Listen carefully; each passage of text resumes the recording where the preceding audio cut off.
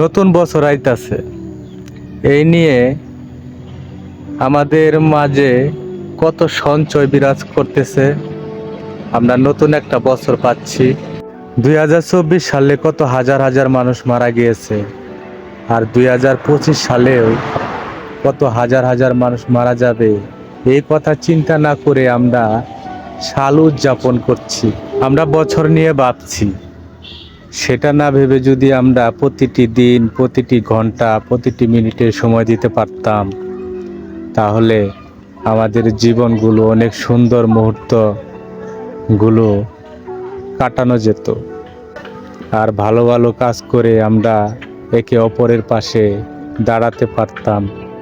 এই পৃথিবীতে সাল যাওয়া মানেই একটা বছর চলে যাওয়া এবং জীবনের হায়াত থেকে একটি বছর কমে যাওয়া।